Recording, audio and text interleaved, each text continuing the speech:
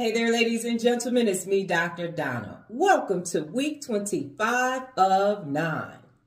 Last week I read iCon. Here's what I have for you.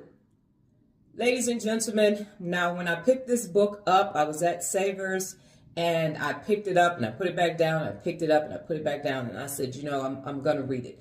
Part of the reason why I didn't want to read it was because it said it was an unauthorized biography. So that was like a red flag for me. But I said, you know what, Dr. Donna, you could be wrong. Go ahead and read the book. So I did read the book. And the book is 330 something pages. And I'm not recommending the book. Let's just start there. I'm not recommending the book, and here's why. This book was written or published in 2005. When Steve Jobs had returned to Apple, the iPod was out, the iTunes was out, iMovie was announced in 2005. Steve was coming back from his cancer surgery, his liver cancer surgery, and the book was published later in the year.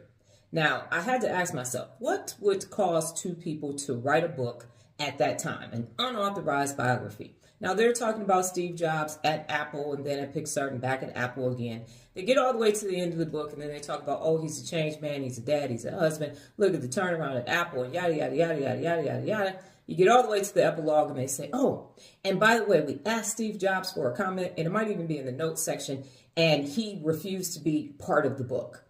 Now, I'm thinking in 2005, I was working my corporate job, and corporations operate like that. That's corporate culture. I call it a vulture culture, which is why I don't have a corporate job anymore. If you want to get to the top, you are going to have to make some decisions. If you are in a leadership position, and I've said this in previous videos, people aren't going to like you. Laura Bush calls it the 50% rule. 50% of the people are going to support you, and 50% of the people are not going to support you. The book goes on to say that a lot of people wanted to participate, but they wanted to remain anonymous, and only a few people would actually use their name. Now, I'm thinking, if all of this is taking place, why did you write the book? It wasn't Watergate.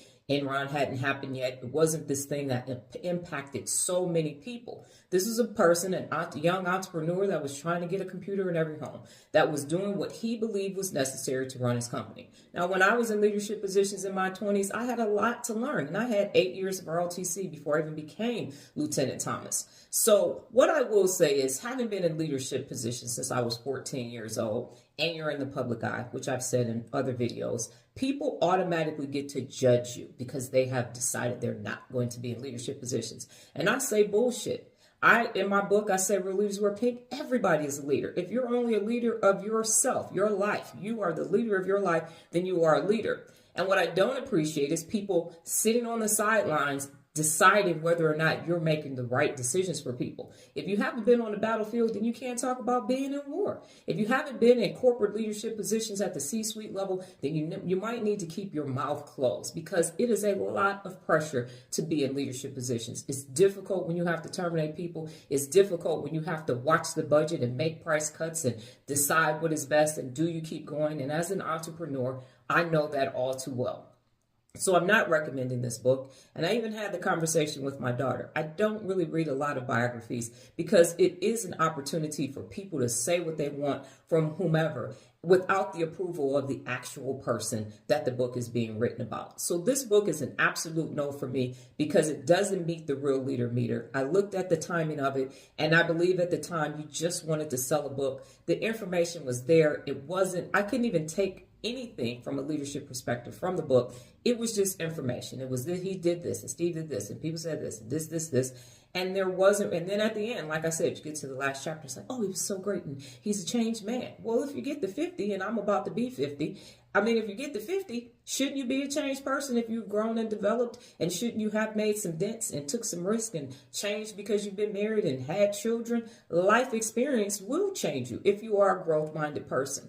So the answer is an absolute, unequivocally 150,000% no for me because of the timing of the book and because it wasn't authorized, and it really just felt slimy and grimy for me. So it's definitely 2 thumbs down, and I'm not recommending the book. Got it? Good.